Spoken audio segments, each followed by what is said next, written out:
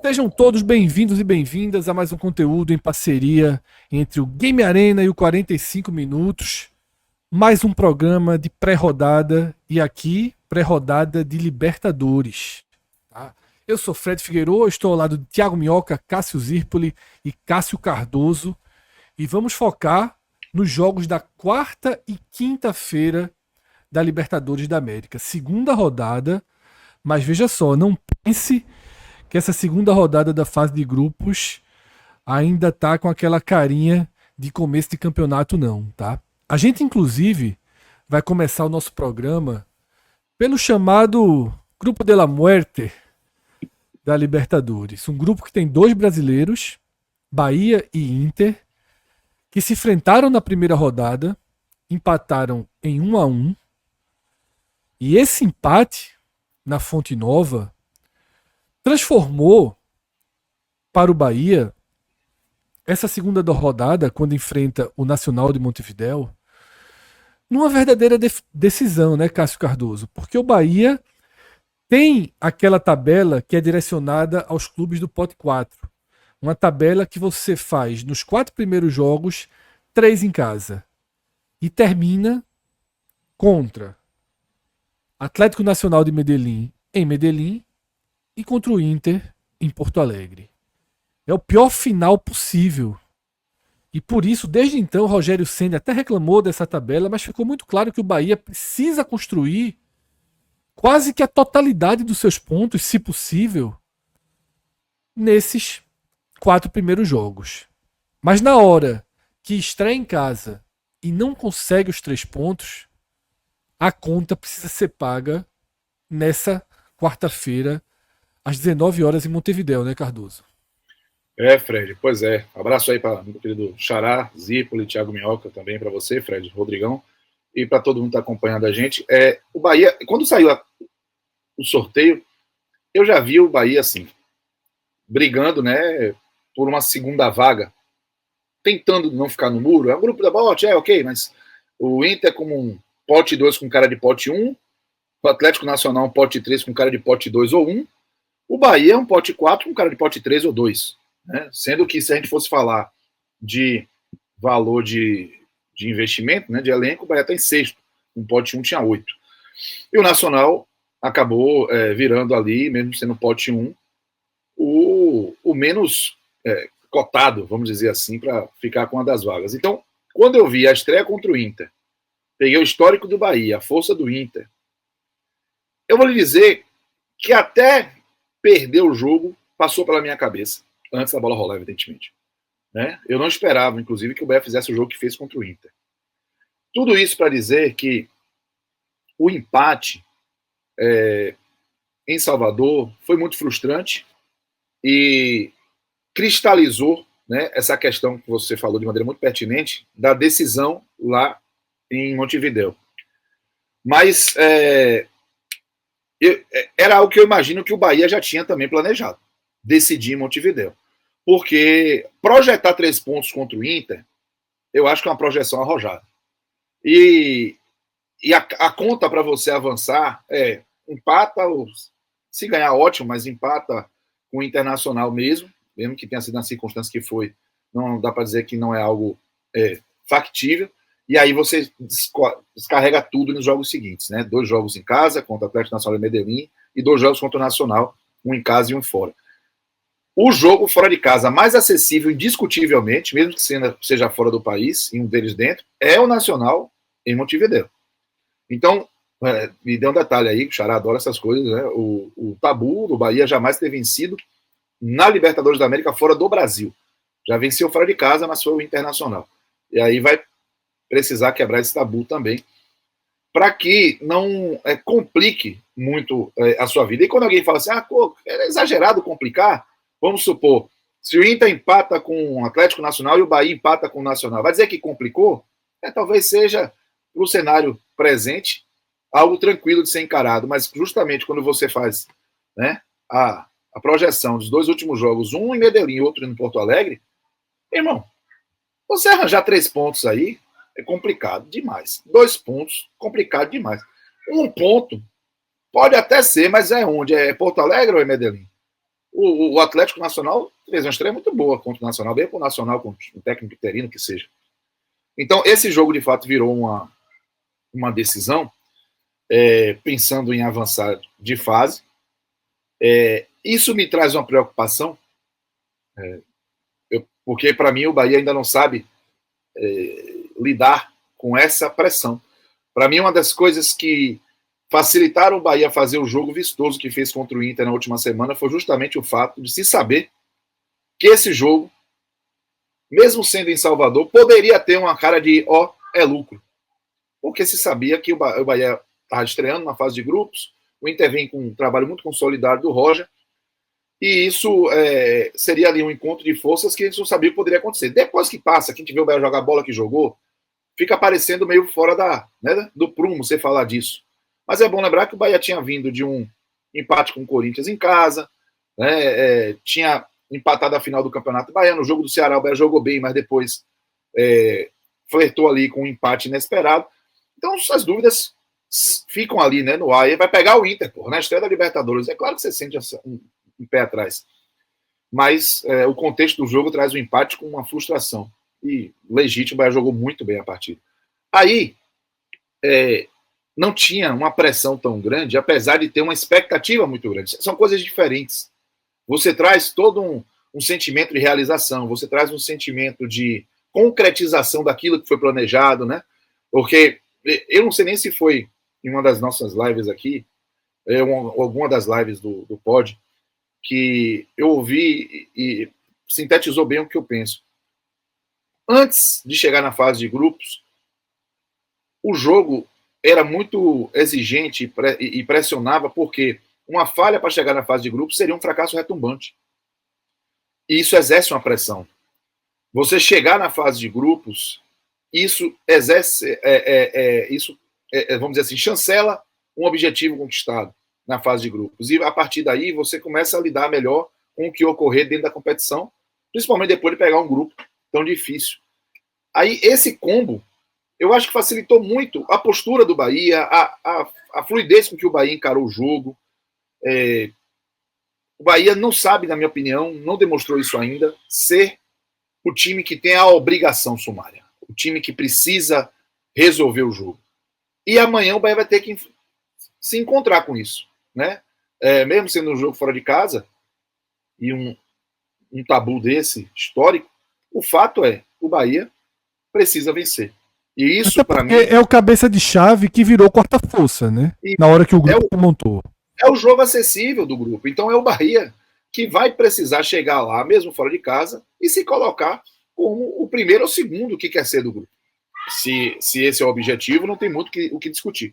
Então, essa pressão, essa responsabilidade, que na minha opinião não está muito bem absorvida pelo Bahia ainda, não estou falando só de agora, eu acho que esse Bahia que está sendo construído, uma das etapas de construção saiba lidar com o peso da responsabilidade, saiba lidar com o peso do protagonismo, saiba lidar com a expectativa alta em cima do seu resultado. A própria forma como o Bahia se comportou na decisão do Campeonato Baiano mostrou isso também. Foi um Bahia que tinha um planejamento de não sair jogando, sim, e isso é informação, não sair jogando, mas não tinha um planejamento de ficar sem a bola, com a bunda na parede o jogo todo. E isso já foi algo que partiu de um comportamento do time não planejado, não compactuado, né, como estratégia. Então, amanhã, o Bahia vai entrar em campo precisando ganhar. E entre os inúmeros adversários, para mim, está justamente essa capacidade do Bahia lidar com essa pressão que, até agora, o Bahia não apresentou. Por enquanto, é mais incapacidade do que capacidade, mas em algum momento vai precisar aprender a lidar com isso. É isso, Cardoso. E antes de distribuir esse tema com o Thiago Minhoca, Cássio Zirpoli, eu queria até destacar as odds aqui da Bet Nacional, porque nesse momento que a gente grava o vídeo, tem algo que eu não me lembro de ter visto na minha vida. As odds estão numericamente iguais. 2,67 para o Nacional e 2,67 para o Bahia, com empate pagando 3,22. Então, Minhoca, Primeiro, é raríssimo a gente ter odds na segunda casa, né? Decimal. Odds literalmente iguais. Mas elas refletem o jogo, né? Porque, de fato, o Nacional é um cabeça de chave mais frágil. E o Bahia é um time que, como o Cardoso falou, de investimento seria pote 1. Se a gente fosse. Se a lógica de investimento definisse favoritismo, né, como os clubes brasileiros todos ali estariam numa linha de frente muito grande. E o Bahia, desde que mudou seu perfil de gestão, tem essa força de investimento. Agora, Minhoca, o Nacional tem a seu favor também a história, né? Porque é frágil, todo ano passa. Coisa mais rara do mundo é a gente ver o Nacional caindo ali na fase de grupo, né, Minhoca? É isso, Fred. Muito embora esse ano, para o Nacional do Uruguai, não ficou num grupo tão acessível, né? Vez ou outro, o Nacional tem um grupo mais que o considera ali como um clube que acaba passando. A tradição pesa muito aí para a equipe uruguaia, mas essa largada de 3-0 faz com que esse jogo, eu diria até que vai ser um Nacional. Assim, se o Bahia tem necessidade da vitória, o Nacional mais ainda, porque ele perdeu o confronto e ele joga dentro de casa.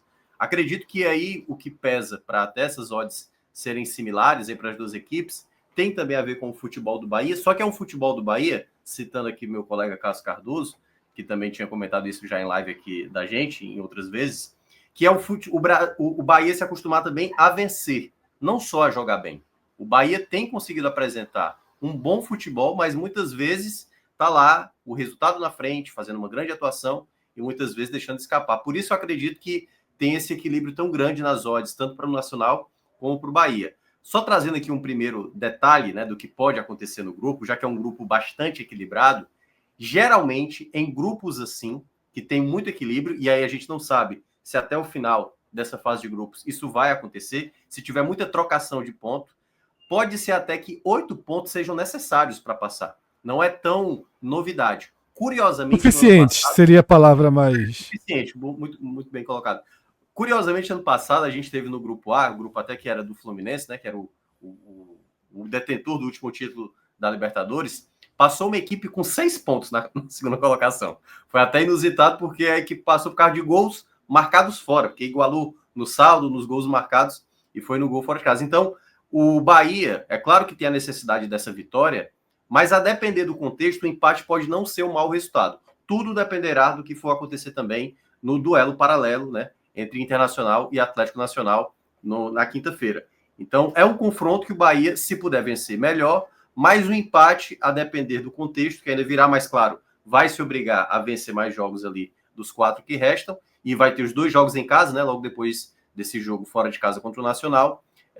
Esses vão ser duelos que o Bahia não poderá, de maneira nenhuma, esse duelo especificamente da quarta-feira, de maneira nenhuma perder, porque aí praticamente ele fica numa situação muito delicada da classificação. Para mim tem um ponto aí que pesa contra o Bahia, que é a condição de disputa nacional. Ele tomou um 3-0 em Medellín. Ok, passa a borracha e vai tentar vencer o Bahia por 0-0 para ficar equalizada a sua campanha. Mas, ainda que o Bahia consiga um empate, por exemplo, a tendência é que a cada rodada o Nacional vá perdendo competitividade. A situação dele vai ficando. Claro que você depois pode ter uma disputa ali pela vaga da Sul-Americana, que dentro do continente é mais valorizado do que aqui. Então, assim, haveria também luta do Nacional pensando na terceira vaga. Mas eu acho que de todos os jogos que o Nacional vai ter como mandante, a pior atmosfera para o visitante é o dessa quarta-feira. Porque é o jogo em que você passa a borracha na estreia e tem sua motivação total, né? Só um resultado negativo contra o Bahia é que mudaria um pouco esse espírito do Nacional, né, Cardoso? Com um detalhe, né? A estreia de técnico, né, bicho? Porque o Nacional trocou de técnico, estava com técnico interino, Já teve uma partida do Campeonato Uruguai que aplicou 4-0 fora de casa, no Cerro Largo. Curiosamente, está no grupo do Vitória pela Sul-Americana. Né? O Vitória que é rival do Bahia local. E foi fora de casa. E aí você tem o técnico Paulo Peirano chegando. O Paulo Peirano ele treinou um adversário do Santa Fé na pré-Libertadores. Foi eliminado.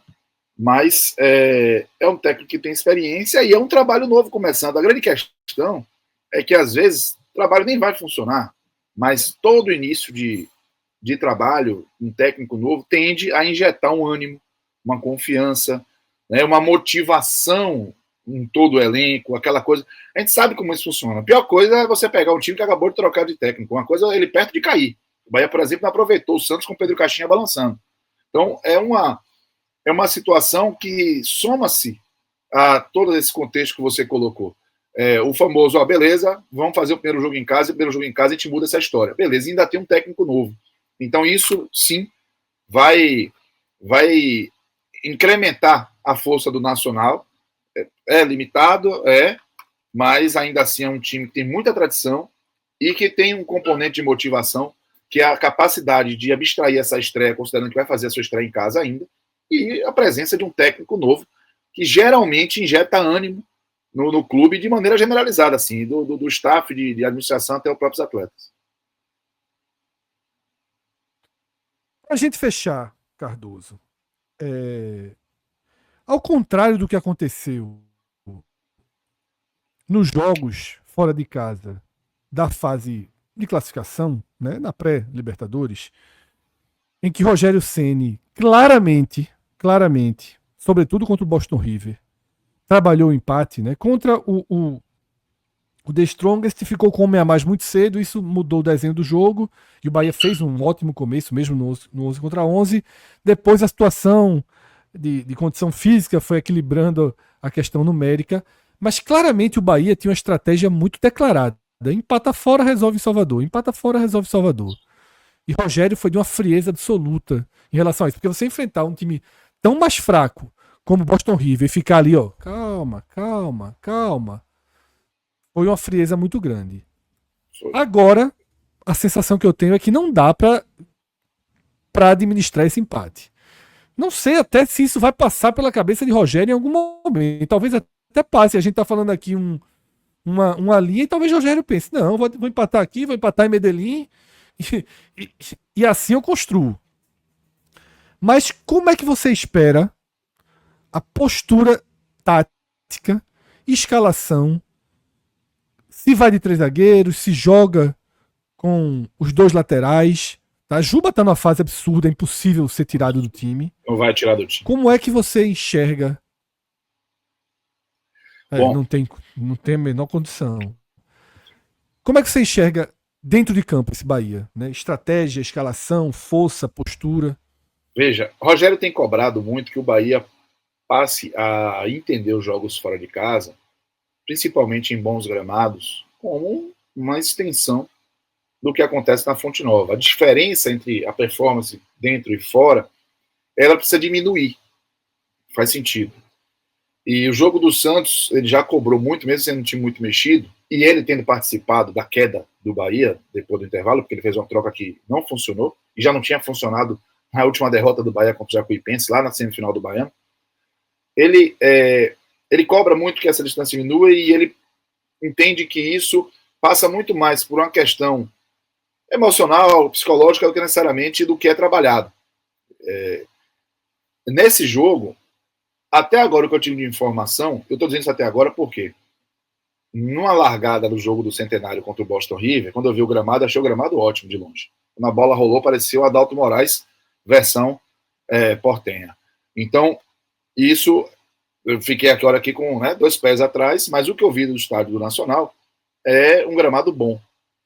O que significa que, do ponto de vista técnico, as condições são as ideais para você trocar a bola. Eu acredito que ele vai com o que a gente chama de escalação prime. Imagino Ronaldo, para mim Ronaldo é titular, né? Ele deixou muito claro isso pelas últimas escalações. Santiago Arias, na minha opinião, vai ser lateral direito. Ele não vai. Veja, a lesão do Gabriel Xavier, né? Foi uma lesão muscular. Ela meio que complicou, deu engessada no Rogério ali em relação às opções de 3 zagueiros ou não. Ela decide a escalação, né? Ela Escalação. decide a forma do Bahia jogar, né? Porque aí ele não vai. Não acredito que ele vai levar o Rezende como quarto zagueiro, ou o David Duarte, que tem. Sobretudo com o Juba também. Entendeu? Então, assim, Santiago Sobretudo Arias. com o Juba também, já que teria que ser pela direita, né? Exatamente. Santiago Arias, ele é um cara que tem uma disciplina tática notável, assim. Ele é muito disciplinado taticamente. Eu falo até que ele é um jogador muito inteligente. Ele estava realmente tendo dificuldades técnicas no início do ano, até surpreendente para mim, mas ele não estava bem. Mas a última aparição dele foi ok. O jogo do Inter dele foi bom. Então, eu acredito que ele vai manter o Santiago Arias. E entra o componente de experiência, um cara que já jogou Copa do Mundo, enfim, e taticamente muito comprometido com o Canu e o Santiago Mingo, e o Juba vai jogar. E aí Caio Alexandre, Jean Lucas, Everton Ribeiro. A minha dúvida é, ele vai de Ademir ou de Cauli? Lute e Pulga vão para o jogo. Será uma surpresa muito grande se isso não acontecer. Eu não vejo nem motivo para isso não acontecer. Mas Cauli ou Ademir, eu acho que tem aí uma dúvida. E eu diria que é a grande dúvida da escalação. Mais até se ele vai usar Gilberto ou Santiago Arias. Porque Cauli, ele voltou numa rotação diferente do que ele vinha apresentando. Melhor, mais próximo daquele Cauli que encantou do que próximo daquele Cauli que a gente já estava tratando com menos relevância. E pode ser que ele entenda que ficar com a bola seja uma opção, como ele enxergou, por exemplo, o Internacional com meio campo muito forte e resolveu ficar com a bola mesmo em Salvador. E o time funcionou. E o Rogério, ele tem apreço por isso. É como se fosse, assim, vou dizer, isso não é informação nesse caso, é um sentimento que eu tenho. Me parece contra a natureza dele aquela coisa do jogo muito vertical, sabe? Quase assoberbado, de pegar a bola e já buscar um cara de velocidade. O Ademir é muito isso. Pulga até ajuda a construir, o Pulga tem uma capacidade de unir velocidade e raciocínio que o Ademir, num nível que o Ademir não tem. O Ademir, ele tem uma capacidade de explosão, de atacar o espaço absurda. Então, como o Rogério prefere esse tipo de jogo, eu acredito que ele vai colocar o Cauli. Mas é um palpite na pegada 55-45. Não tenho como convicção, porque pode ser que ele encontre no Ademir uma possibilidade de ter realmente, imaginando o Nacional pressionando e ele tendo os jogadores para dar saída rápida para ele pelos lados. Mas, para não ficar no muro, ele de Cauli, né, imaginando que vai ser a cabeça do Rogério. Eu, particularmente, ainda tenho dúvidas se iria de Cauli ou Ademir, mas eu entendo se ele escolher qualquer um dos dois. Eu não vou criticar, eu não vou dizer assim, porra, tá errado, porque eu daqui no meu lugar, eu tenho dúvida. Pelo que voltou do Cauli, pela forma que voltou. Basicamente, sobre quem começa. Eu acho difícil... Isso. Que os dois não, é difícil que os dois não sejam utilizados em situações diferentes. Sem dúvida. Do jogo. Sem dúvida. Principalmente se você... E a dúvida sobre o Cauli, eu vou dizer, é menos tática e mais do momento. Se você tem um cara que foi tão importante como o Cauli foi em 2023, que já mostrou a capacidade que mostrou, dando sinais de vida, eu vou tentar dar corda para esse cara, né, continuar. Se ele está dando respostas, e Cauli, quando joga, joga.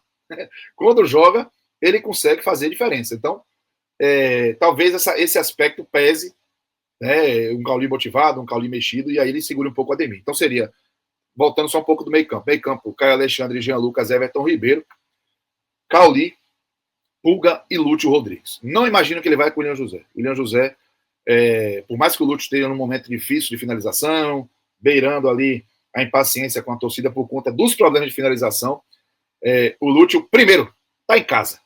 E o cara em casa, né? Você sabe que ele se sente diferente. É uma forma também de dar uma moral a ele, de dar um gás. E ele consegue se movimentar muito melhor que o William José, competir mais, enfim. Eu não vejo como questionar ainda a titularidade do Lúcio, principalmente olhando a capacidade física do William José, que para mim está muito abaixo. Então é isso. Cartas na mesa relacionadas aí a Nacional e Bahia. Tá? Cássio Cardoso foi um participante especial aqui nesse programa. A missão dele foi comentar o tricolor. Então a gente já se despede de Cássio e segue com o outro jogo do grupo.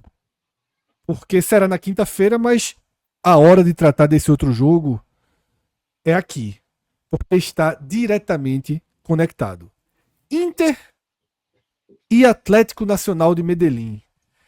Se o jogo entre Nacional e Bahia tem odds rigorosamente iguais, aqui o Inter é favorito absoluto, mesmo depois da grande estreia do Nacional.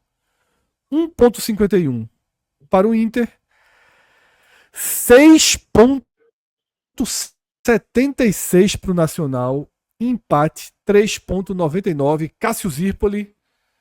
Veja, o Inter é favorito, mas eu tô achando que essas odds elevaram demais esse favoritismo do Inter.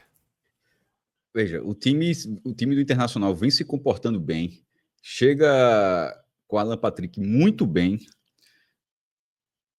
já tem pelo menos 6 meses jogando bola. O Atlético Nacional deu que os nossos hermanos falam de paliza, deu uma paliza no Nacional na estreia, com 3-0. Mas é um resultado que, obviamente, reforça o respeito ao Atlético Nacional, inclusive campeão da Libertadores muito mais recente do que o Nacional. O Nacional é campeão desde 88 e o Atlético Nacional foi campeão em 2016, bicampeão, tinha já vencido lá em 89. Mas mesmo ou seja, aumenta o respeito, Fred. Mas para mim o Internacional, como a gente até tinha falado no guia, para mim o Internacional é o favorito desse grupo. A largada foi boa. Eu fui uma análise, aceito que fui minoria no primeiro jogo, mas gostei do Internacional no primeiro jogo. Não achei que o Internacional jogou mal no primeiro jogo. Eu achei que o Bahia foi superior ao Internacional, mas isso não. Mas eu achei que foi um grande jogo na estreia, mas que não era um jogo de o Bahia foi bem e o outro foi mal. Eu acho que um jogo do Bahia foi muito bem e o outro, dentro do que foi fazer, foi bem também, na minha opinião. Vai para o jogo contra o Cruzeiro, tem uma situação que acaba facilitada pela expulsão, mas são semanas e semanas com rendimento na alta. Então, assim, eu não vejo sentido de não achar o Internacional preparado e favorito para esse jogo, não. Minhoca, tua visão sobre esse Inter e Atlético Nacional, sobre as perspectivas do jogo em si, mas também até nessa composição do grupo, tá?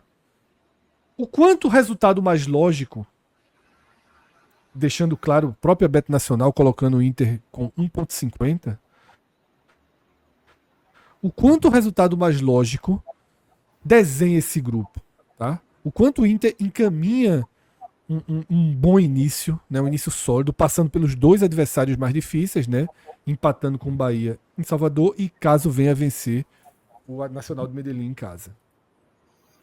O Inter tem, não só, como o Cássio bem descreveu, né, essa questão do bom jogo que está apresentando, mas tendo também um fator que eu acho que pode ser, digamos, a maneira do jogo acontecer. Como o Atlético Nacional fez esse 3-0 em casa, então ele vai passar a negociar o empate, Fred. A grande questão é, o empate para o Atlético Nacional está de muito bom tamanho. Então não acho que eles vão se expor, vão jogar, se por acaso o Inter cometer erros, e que não tem cometido tantos erros assim. Então eu acho que vai ser um jogo de uma pressão ali no Beira-Rio, da equipe colorada, os 90 minutos, né? Então deu para ver no jogo do final de semana do Brasileiro, tudo bem que teve um contexto de um jogador a mais contra o Cruzeiro, mas um time que não parou de atacar, é um time extremamente vertical, com peças importantes, e nesse sentido, eu vejo até esse contexto, porque eu estava olhando aqui até a campanha do Atlético Nacional contra brasileiros em torneios internacionais, né? A última vitória do Atlético Nacional foi em 2016, na Libertadores, sobre o São Paulo na semifinal, ano esse que o Atlético Nacional foi campeão, e a curiosidade, foi o último campeão não argentino e brasileiro, né, a conquistar a Libertadores da América. Então, assim, é um jogo muito difícil. O Atlético Nacional não costuma vir o Brasil e pregar peça. Também foi a última final sem os dois, porque a final foi contra o Del Valle, do Equador. Lembrado, que era o time equatoriano. Então, é um jogo que tem um favoritismo muito claro. O Inter está jogando muito bem, o Roger está fazendo um bom trabalho, o Atlético Nacional, por ter vencido, por mais que perca o jogo, também não vai querer perder esse saldo.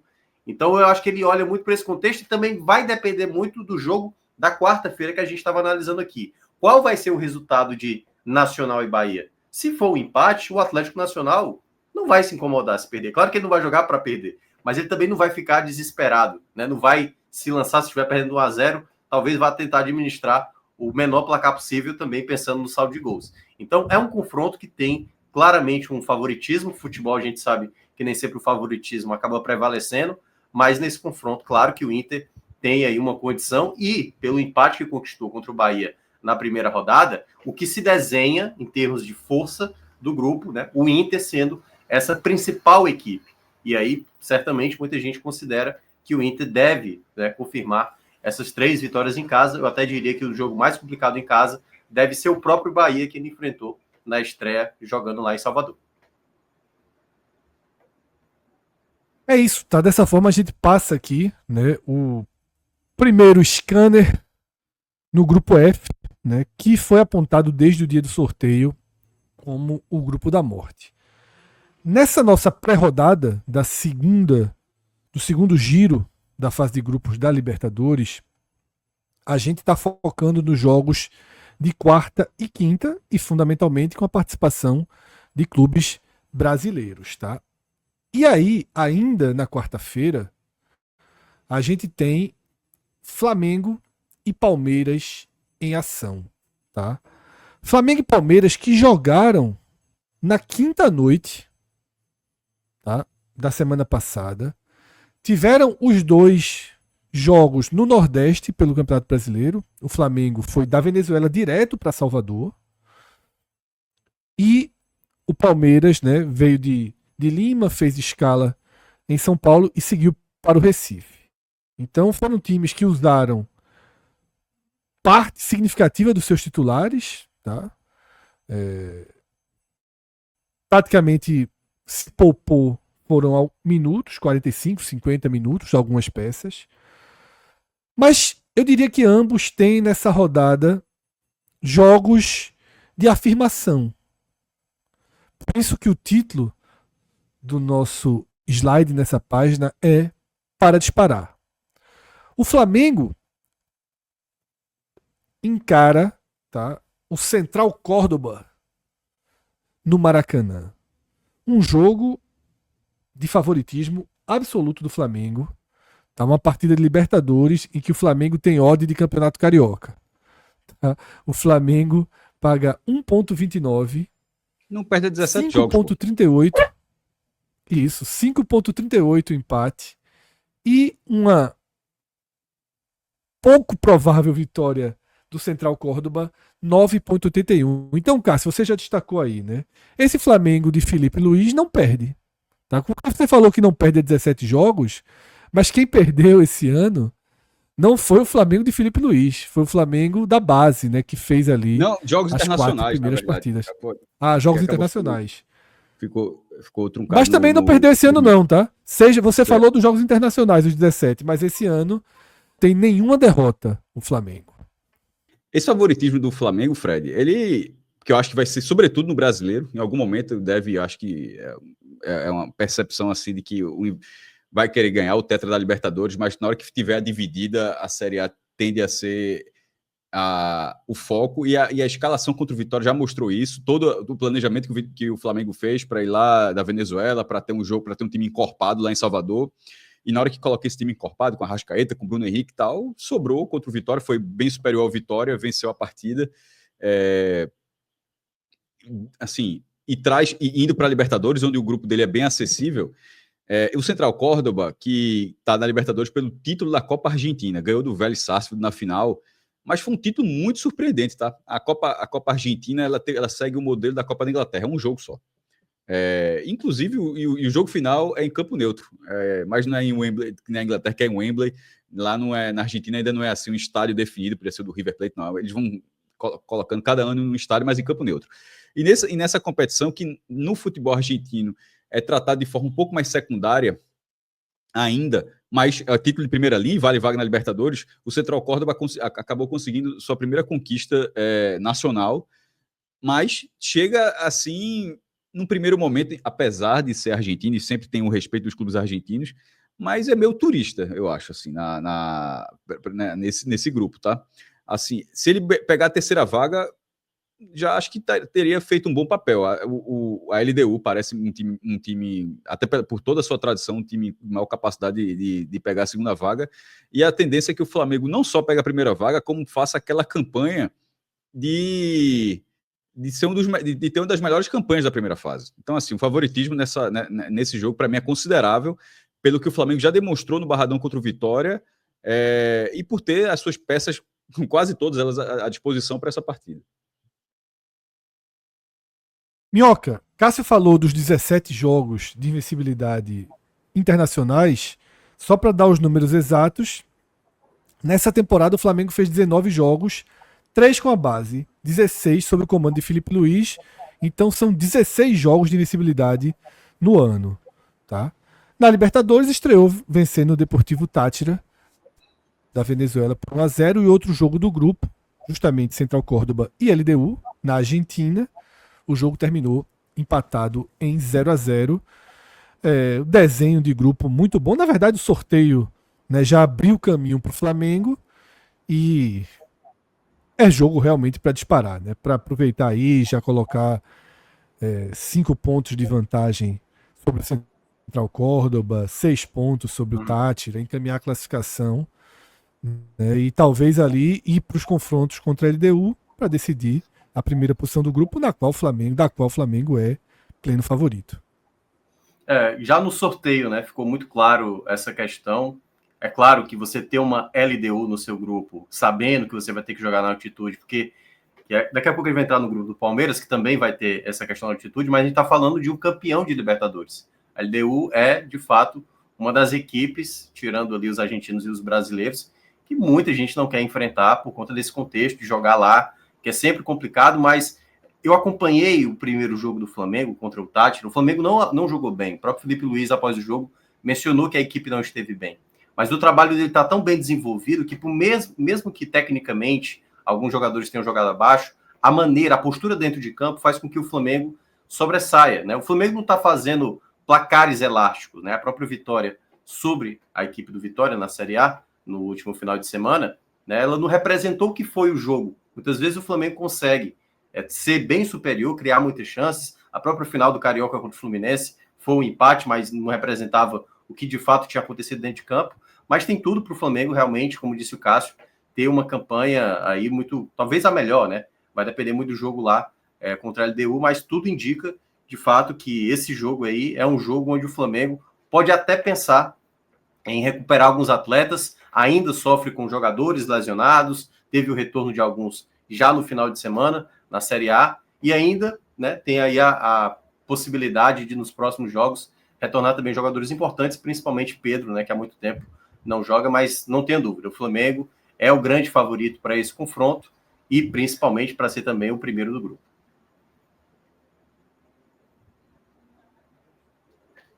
No programa passado que a gente fez, tá?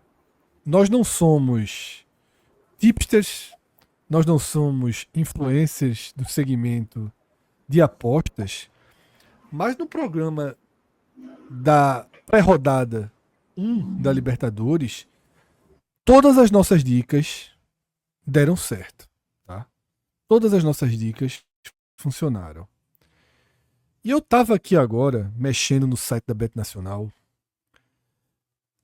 e estava comparando as odds das 10 partidas que a gente está tratando aqui nesse nosso programa, tá? Porque, como eu falei, nesse pré-rodada, a gente está considerando só os jogos da quarta e quinta. Dos 10 jogos, o jogo do Flamengo, cuja odd é 1.29, não é a menor odd. E também não é o Palmeiras contra o Cerro Porteño.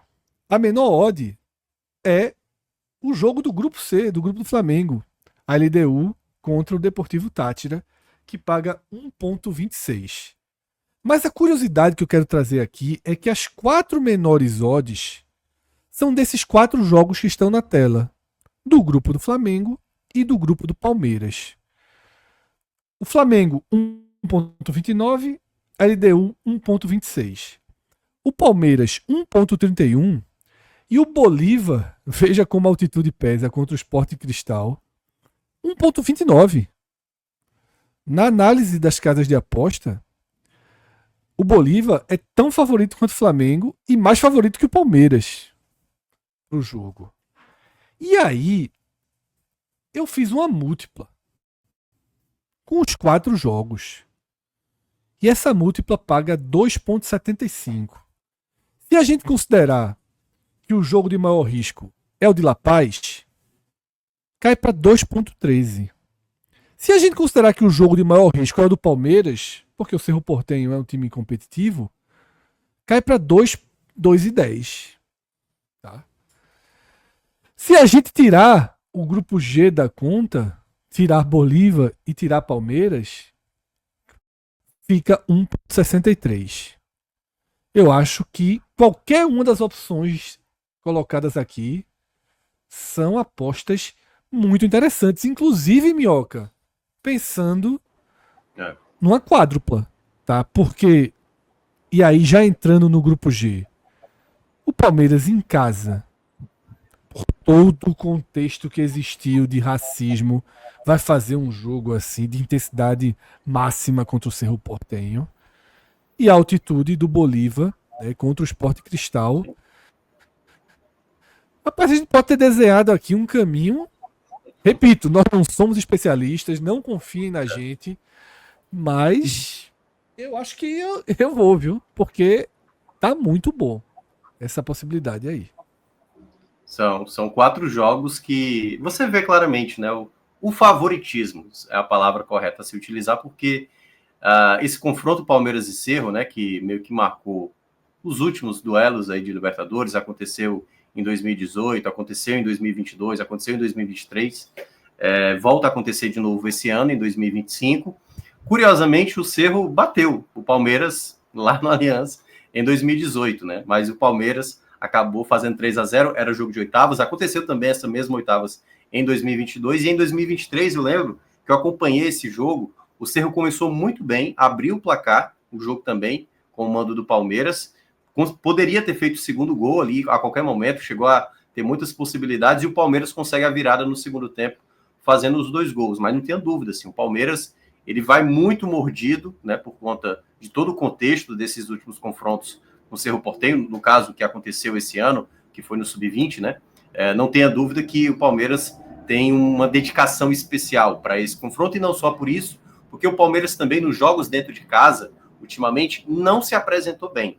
É bom lembrar que o Palmeiras não jogou bem na estreia do Brasileiro contra o Botafogo, poderia até ter perdido a partida, né? O Botafogo chegou muito mais vezes ao ataque, o Palmeiras também teve chance de ganhar, mas o Botafogo foi bem mais decisivo, e o Palmeiras também perdeu o primeiro jogo da final do Campeonato Paulista para o Corinthians. Então tem também uma dívida do time, atualmente, com o seu torcedor, perante a seu torcedor no estádio. Então esse é um jogo também que marca essa questão. E o Bolívar contra o Sport Cristal, aí, meu amigo, aí é que, como você já destacou muito bem, né? É uma odds muito por conta da boa equipe que o Bolívar já vem apresentando nos últimos anos. Não à toa tem conquistado até classificações para a fase, além da fase de grupos, e ainda pega um Sport Cristal, um clube mais modesto e tudo mais, até conseguiu quase incomodar o Palmeiras ali na estreia.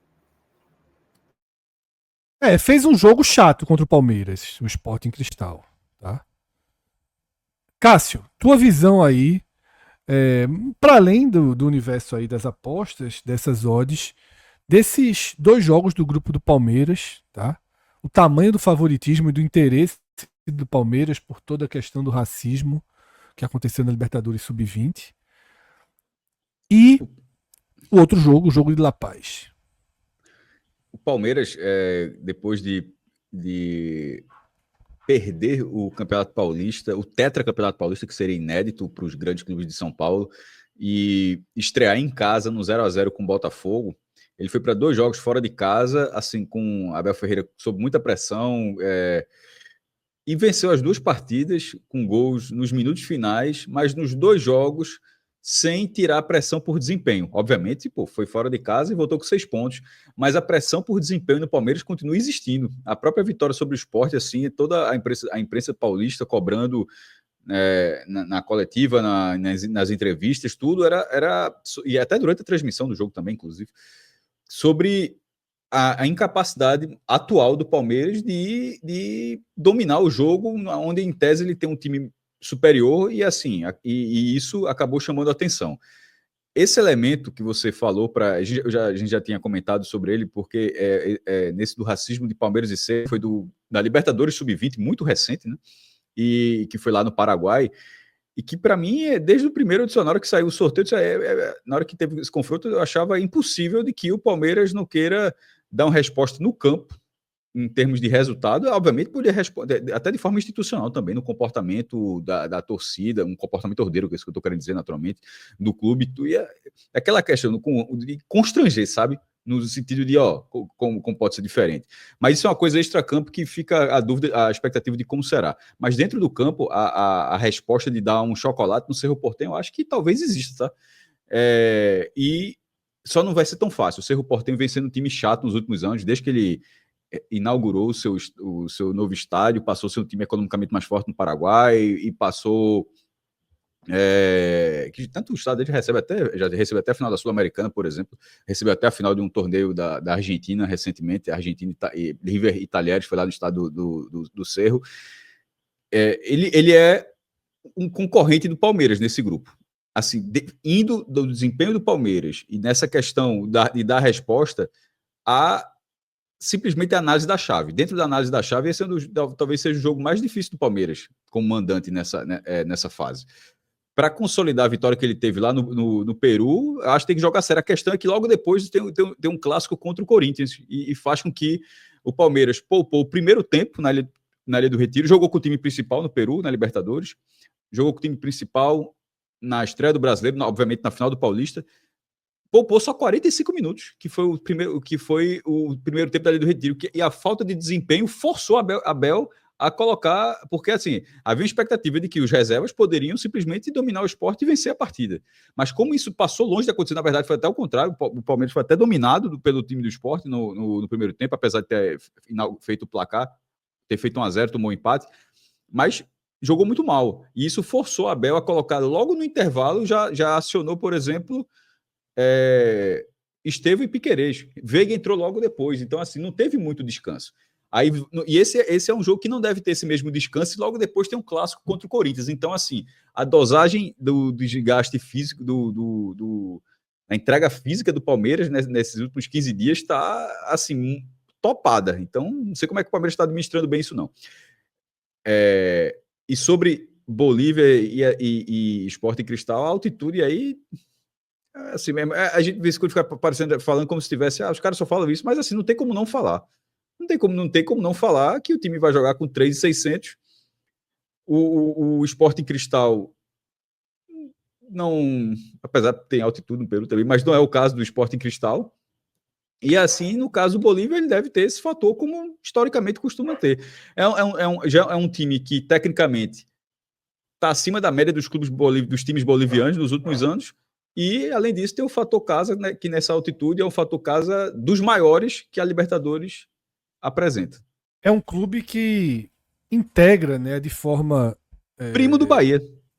Exatamente. Ele é primo do Bahia. Ele integra a composição ali do Grupo City, né? Então, tem um investimento diferenciado e por isso a gente vem diferenciando o Bolívar dos demais clubes, tá, bolivianos nas últimas temporadas. Fred, só para complementar uma informação, o Bolívar, dos últimos 13 jogos de Libertadores, ele como mandante, ele venceu 11 desses 13.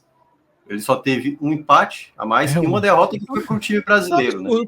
Internacional. É brutal. Brutal. Só se fala assim agora.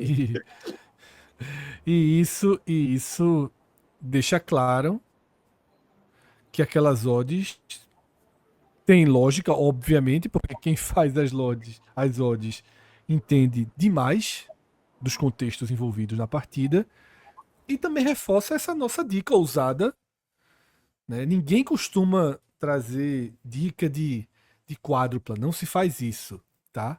Mas dessa vez eu acho um pouquinho diferente, tá? São 4 favoritos consideráveis que formam juntos, né, uma odd bem interessante. Agora a gente fecha com 2. A bronca, só finalizando aquilo, é que 4 jogos é chato de sair, 4 jogos, apesar do tem um quê de favoritismo. loteria em 4 jogos. É, né? Isso. mas porque... Por isso que eu dei de as vez em opções quando- para quem quiser tirar um, né? A loteria, como era? A coluna no meio, coluna 1 e coluna 2. De vez em quando saía uma lista de 13 jogos, onde eram 13 barbadas. Mas quantas vezes deu, assim, não deu metade das barbadas? Futebol é um esportezinho chato, pô. Futebol é aquele esporte que um cara chuta 20, outro chuta 2 vezes e de repente ou ganhou ou empatou o jogo chutando só isso. Agora a gente vem para 2 brasileiros que jogam na quinta-feira, e aí eu ainda vou trazer aqui as odds, mas tenho certeza que são odds numa escala mais alta, tá? E a gente tem o Fortaleza, Minhoca, sob forte pressão. Tá? Sob forte pressão. Não é nem só sob pressão, é sob forte pressão. O 3-0 sofrido no Castelão, na abertura da Libertadores contra o Racing, machucou demais moralmente,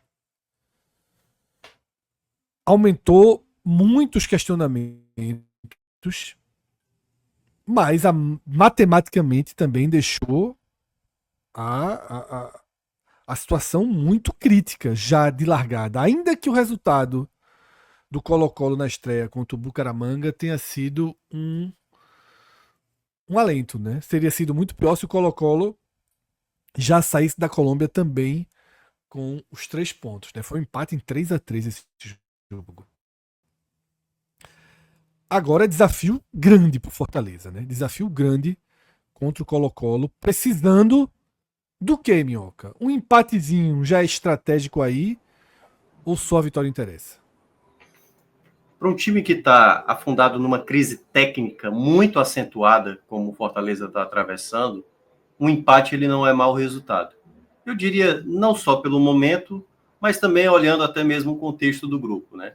Claro que... Por isso eu fiz a pergunta. O empate lá na Colômbia abriu essa possibilidade. Isso. A partir de agora, o Fortaleza, como só vai enfrentar o Racing na última rodada, é importante agora também o Fortaleza dar uma abraçada no Racing, né? O Racing agora não pode mais perder pontos. Tem que somar os 6 pontos contra o Colo-Colo, somar os 6 pontos contra o Bucaramanga, porque aí nessa disputa entre Colo-Colo, Fortaleza e Bucaramanga, né, o Fortaleza ter tempo de se recuperar dentro de campo, porque não está conseguindo, nesse exato momento, apresentar um bom futebol. Nas últimas 3 partidas, foram 59 finalizações sofridas, média de 20 por jogo. Uma equipe que não consegue se defender mais, é uma equipe que poucas vezes... Peraí, média de 20 sofridas por jogo? Somando Fluminense, Racing e o jogo do Mirassol, né? Os 2 jogos da Série A. Nos 3 jogos, média de 20 nos últimos 3. 59 em 3 jogos. Então, assim, é uma equipe que não está conseguindo nem usar o termo estou sabendo sofrer. Na verdade, está sofrendo. Né? Curiosamente, o jogo do Fluminense talvez tenha sido o jogo que o João Ricardo não tenha trabalhado. Mas o 3-0 da estreia, se não é João Ricardo, teria sido um placar acachapante, como foi a performance dentro de campo de um time relacionado a outro. E o jogo do final de semana contra o Mirassol não mostrou um esboço de uma recuperação. Mostrou ainda um time dentro de campo com muitos problemas. Então, o Fortaleza vive realmente o seu pior momento de qualidade técnica, tática, enfim, vários pontos que a gente tem observado dessa era Vojvoda. E para esse confronto contra o Colo-Colo, que também não vem em boa fase, é bom lembrar, o Colo-Colo também está com muitas dificuldades. Não à toa o Almiron, que é o treinador, está sendo muito contestado no Colo-Colo. Mas, dado esse contexto, jogando fora de casa, acho até que o Fortaleza pode, em algum momento, se apresentar um bom futebol, que a gente sabe da qualidade do elenco que o Fortaleza é, tentar retomar. Mas, para uma equipe que vem numa crise, obviamente, a gente não pode esperar uma grande atuação. Nesse exato momento, é tentar fazer um jogo competitivo, que é algo que o Fortaleza não está conseguindo ser. Ele facilmente é dominado pelos adversários, ele pouco agride os adversários, vez ou outra depende muito da jogada individual, e esse contexto, para esse confronto diante do Colo-Colo, que curiosamente reencontra, tem um componente a mais nesse jogo, que envolve um dos jogadores que é Lucero, que é ex-Colo-Colo, a questão dele foi até para a FIFA, tribunais. O Fortaleza teve que pagar, depois a gente ficou sabendo disso, né? Uma quantia de 10 milhões para que não sofresse sanções exatamente da FIFA, e tem esse gol de rivalidade. É bom lembrar que em 2022, quando o Fortaleza tinha largado com 2 derrotas na Libertadores, foi exatamente lá no Chile que ele garantiu a classificação ao vencer o Colo-Colo por 4-3, mas foi num jogo onde não tinha torcida. O Colo-Colo estava punido. Então, todo o contexto que a torcida do Colo-Colo meio que amargou, assim, com o Fortaleza tendo tirado o principal nome, né, que era, no caso, o Lucero, não tenha dúvida. Esse jogo vai ser um componente de alçapão. O Fortaleza vai ter que saber se portar muito bem, se quiser. Não, no dia porque, do sorteio, Mioca, a gente viu vários comentários de torcedores do Colo-Colo comemorando o Fortaleza no grupo. Tem um sentimento realmente de vingança, né, que a gente pode colocar dessa maneira. Então, eu acho que para o Fortaleza, não de fato, eu não vou dizer se acabar por completo, mas eu acho muito difícil o Fortaleza ainda brigar por classificação se perder o duelo para o Colo-Colo. Porque aí a gente já está falando de uma equipe, né, que já vai para uma outra derrota, né, assim, dentro do grupo, um grupo que não se desenha de uma maneira tão simples assim, e para um momento de futebol que o Fortaleza, uma nova derrota, para uma crise, e a pressão que você falou, essa pressão que está muito grande no Fortaleza, uma nova derrota, agora nesse contexto se torna, acho que difícil reverter, diferentemente de 2022, que tinha ali alguns indícios ainda de uma possível recuperação.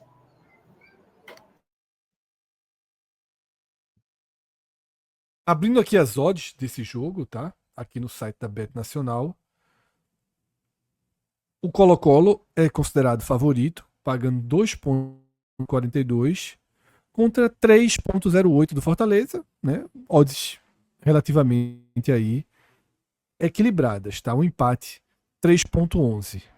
Cássio, é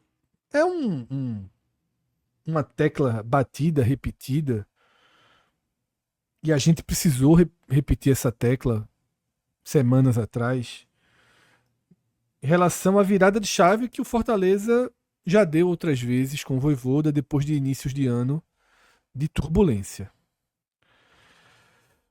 Você acha que, se não tiver uma resposta nessa quinta-feira, a situação ela nos obrigaria a começar a deixar de fazer essa consideração? Eu estou falando até eu e você porque Minhoca meio que já largou, né? Minhoca, que acompanha o Fortaleza no dia a dia, ele já não está mais fazendo uso dessa... Não, tem calma que o homem trabalha, que a chave vira, né? Eu acho que isso, inclusive, é algo mais comum quando se tem um pouquinho mais da distância, e isso é natural quando você está ali no dia a dia, jogo a jogo, detalhe a detalhe, você acaba focando muito mais nisso, né? De fora que às vezes você tem uma visão, tem calma. Isso acontece em todas as vias, em todos os clubes. Você acha que esse jogo de quarta pesa para além da questão da Libertadores, mas pesa um pouco na questão anímica do Fortaleza em 2025? Pelo próprio histórico do Fortaleza, essa resposta tem 2 caminhos. Essa pergunta tem 2 caminhos para responder. Um é aprofundando o histórico do Fortaleza. O Fortaleza já conseguiu uma recuperação virando o turno na lanterna. No Brasileiro, por exemplo, só foram 2 jogos. Então, não dá para... Então, minha resposta é não. Isso não mudaria, porque uma segunda derrota... Primeiro, o Fortaleza até já perdeu 2 jogos, como o Mioca já trouxe, assim, na Libertadores. Não obviamente seria muito ruim, mas não seria a primeira vez. E ele já começou muito pior no Campeonato Brasileiro. Aquela campanha, a segunda classificação à Libertadores pelo Brasileiro, que foi com o 8º lugar, ela começa com 3 derrotas. E termina o primeiro turno na lanterna. Aí o time consegue a vaga na Libertadores na última rodada, e ainda com o VAR anulando o gol do América Mineiro, que o América Mineiro faz um gol em 50, se o gol é dado, o Fortaleza ficaria em 9º lugar, mas o Fortaleza foi em 8º. Então, se o Fortaleza perder do Colo-Colo, para mim não é uma sentença de que não, a chave não será virada. Mas isso é o caminho da história. É só dizer, a história, você aprofundando a história já foi muito pior do que isso, essa chave já virou. Só que aí tem outro caminho, que é a realidade posta. E a realidade posta é, mesmo nesses jogos, o Fortaleza não tomava uma média de 20 finalizações por jogo. O Fortaleza não tinha uma sequência de jogos abaixo tão longa quanto vem tendo agora. A Copa do Nordeste conquistada no ano passado, ela acontece, não é muito diferente da campanha desse ano. Mas a campanha desse ano, a Copa do Nordeste está paralisada, né? Ela vai ser finalizada mais para frente, está sem datas. Mas ela foi. A do ano passado já tinha sido ruim, tanto é que o Fortaleza foi visitante na semifinal contra o Sport, goleou, mas foi visitante, e jogou o segundo jogo contra o CRB como visitante devido à campanha da primeira fase. Nesse ano, a situação foi tão pior que ele será visitante já nas quartas, provavelmente no confronto contra o Bahia. Ou seja, o mau desempenho do Fortaleza, ele foi maior em 2025 do que em 2024. No ano passado, por exemplo, foi vice-campeão cearense invicto. Tanto o Ceará contra tanto o campeão quanto o vice foram invictos no final, foram 2 empates, né? Mas nesse ano não. Nesse ano o Fortaleza perde na primeira fase, perde o jogo de ida na final. É uma campanha pior no Campeonato Cearense, é uma campanha pior na Copa do Nordeste. A estreia, a própria estreia da Libertadores, quando ele perde os 2 jogos lá naquela campanha, foi a estreia foi contra o próprio Colo-Colo, inclusive. Foi um jogo duro ali e perdeu por 2-1. Dessa vez não, é um 3-0 levando um atropelamento dos maiores que a gente já viu um brasileiro levar recentemente na Libertadores. Assim, na fase de grupos, pelo menos, assim, um dos maiores na história recente aqui, porque o 3-0 foi muito barato, muito barato. Então, a história mostra que o Fortaleza já conseguiu reverter, Fred e Minhoca, algo muito pior do que a situação atual. Só que o futebol desempenhado em 2025 também é algo que esse Fortaleza, nessa era, que é a era de ouro do clube, não desempenhou, não teve um começo de ano dessa forma. Os investimentos foram menores e menores, por exemplo, não teve uma compra de Moisés por 18 milhões, uma recompra, né? Porque tinha comprado, vendido e depois comprado de novo. Não teve, ainda que não tenha dado certo, não teve uma compra de Machuca por 12 milhões, de Luquinhas por não sei por 6 ou 7 milhões. Eu estou falando só de investimento. Os investimentos desse ano foram mais modestos. E desses jogadores que eu falei, Machuca, por exemplo, não foi bem e Luquinhas não foi bem. Só que os investimentos, em tese, mais baratos desse ano começaram muito mal. E aqueles que tinham esse cara vai ajudar. O Ávila. Se fala pouco, tá? Mas o próprio Davi Luiz. Eu acho que se fala pouco ainda, mas o próprio Davi Luiz não começou bem. Paul Fernandes, cara que veio do Boca Juniors, começou muito mal. Então, assim, são gente de nome, mas que são contratos. Eles não é que sejam. Vou até falar melhor, não é que foram contratos mais baratos, é que foram contratos sem a questão da multa rescisória, né? O cara amarra o contrato de Davi Luiz Alves, que é um contrato milionário, mas é um contrato de um jogador livre, que você faz um contrato maior, paga luva e tal. Mas mesmo nesses contratos onde Fortaleza não precisou de multa rescisória, isso inclusive tem uma relação direta com o fato de ser um time mais envelhecido, um time onde na estreia só um jogador abaixo de 30 anos, justamente pela quantidade de jogadores livres que o Fortaleza consegue trazer. Esse time ainda não aconteceu. A questão, e aí eu encerro justamente com o ponto, esse time não aconteceu ao contrário de outras vezes onde o time tinha acontecido. Quando a gente vai falar virada de chave, é a virada de chave para um Fortaleza que em algum momento conseguiu render. Nesse caso, a virada de chave ela estaria atrelada simplesmente virou porque virou. Esse time do Fortaleza atual, que o Fortaleza joga, esse time ainda não jogou bem em nenhum momento que faça você ter essa expectativa, porque é um time, em tese, novo em termos de formação. Não é um time novo, é um time bem experiente, mas é um time novo em termos de composição. E essa composição não entregou ainda em nenhum momento. Então, ela não tem essa composição não tem o histórico para você trazer, esse time já fez isso. Não, esse time atual não fez isso. Esse time com o Davi Luiz, esse time com o Paul Fernandes, esse time com o Pochettino sendo pouco utilizado, esse time não fez isso. Então, realmente, perceba aí que são 2 caminhos. E, no fim das contas, os 2 caminhos são ruins. Então, o Fortaleza, realmente, ele tem que, nesse momento, contra o Colo-Colo, dar uma resposta que não vem vindo. No outro jogo do grupo, a gente encontra outra odd muito interessante para composição, tá? Racing pagando 1,35 contra o Atlético de Bucaramanga, tá? Depois do que fez na estreia lá no Castelão, eu diria que o Racing é muito favorito nesse jogo. Mas muito favorito mesmo, né, Cássio? Tá com gosto de Libertadores. Claro que 1,35 ninguém recomenda, mas você pode fazer composições junto com aquelas que a gente citou, por exemplo. Como você falou, esse time tá com um perfilzinho de quem vai dar trabalho esse ano, né? o único título do Racing é sempre. Existem. Na Argentina, em qualquer lugar, tem as rivalidades, mas todo mundo tem o seu grande rival. Tem os 5 grandes da Argentina. Mas todo mundo tem o seu rival. O do Boca é o River e vice-versa.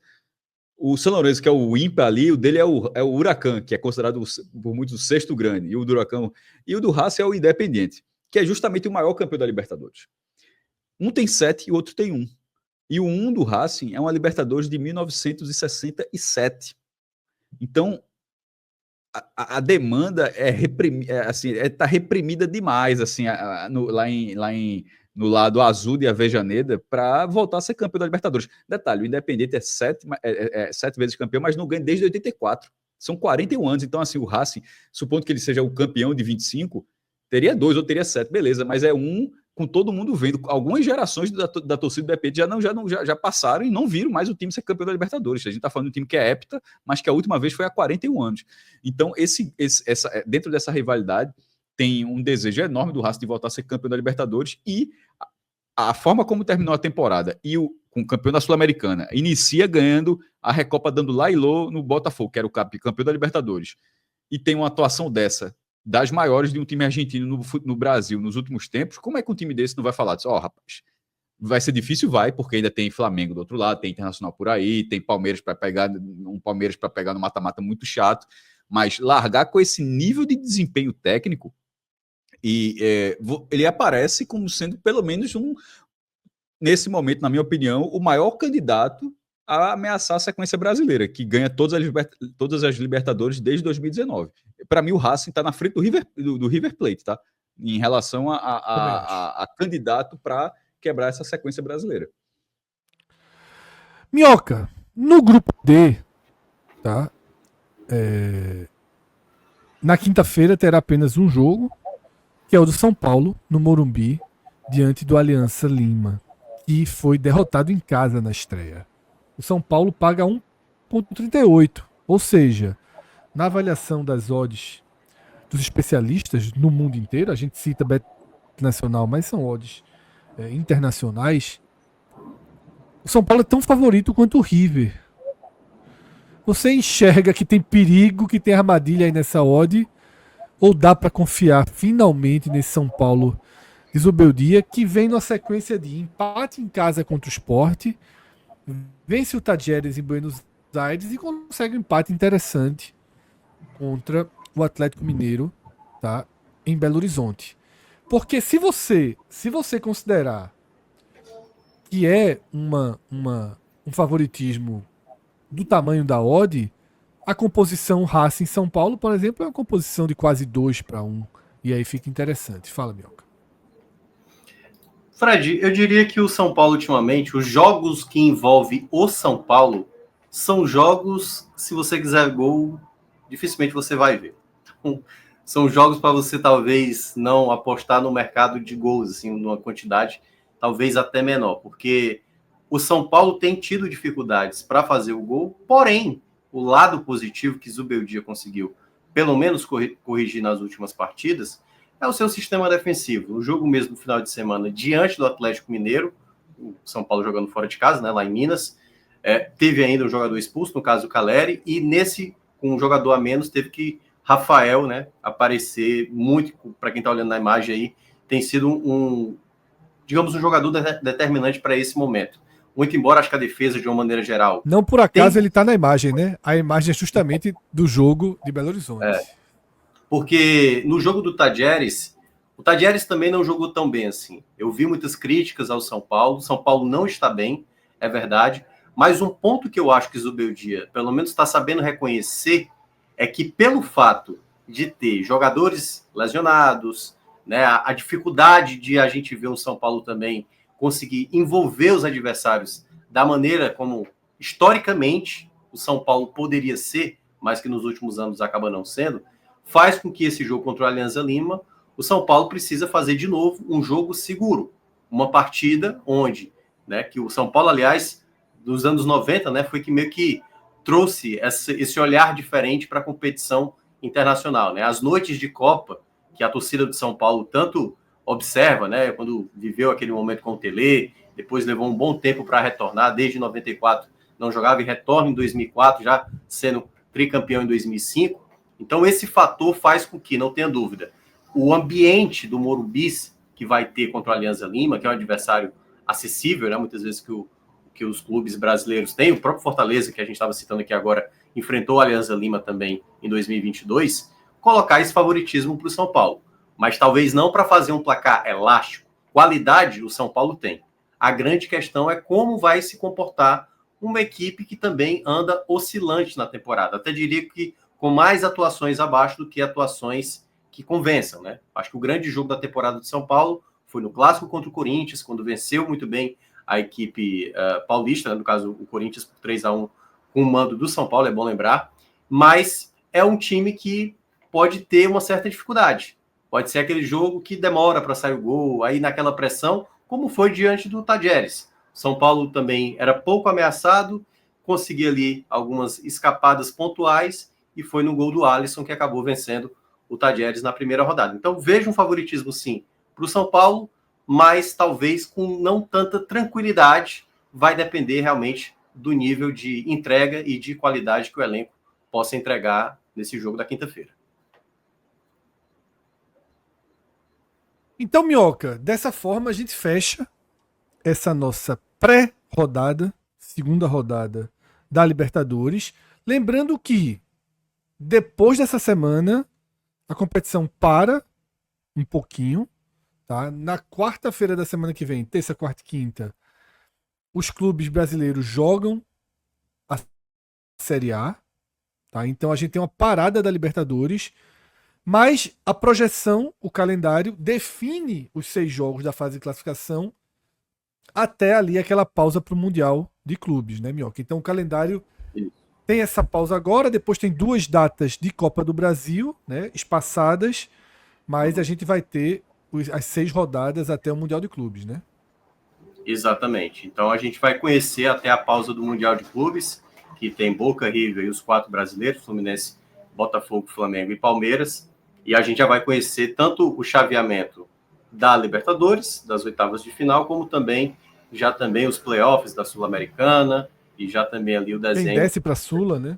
É isso. Então é um contexto também que os clubes agora, né, que vão ter calendários mais cheios, que a gente estava citando aqui, todos eles, né, com exceção de alguns clubes da Sul-Americana, como é o caso do Vitória, que acabou caindo na Copa do Brasil, todas essas equipes vão estar dividindo a atenção com o Brasileiro, competições da Conmebol e a Copa do Brasil, que a gente vai conhecer o sorteio nesta quarta-feira, para quem estiver acompanhando ainda, o sorteio não tiver acontecido ainda.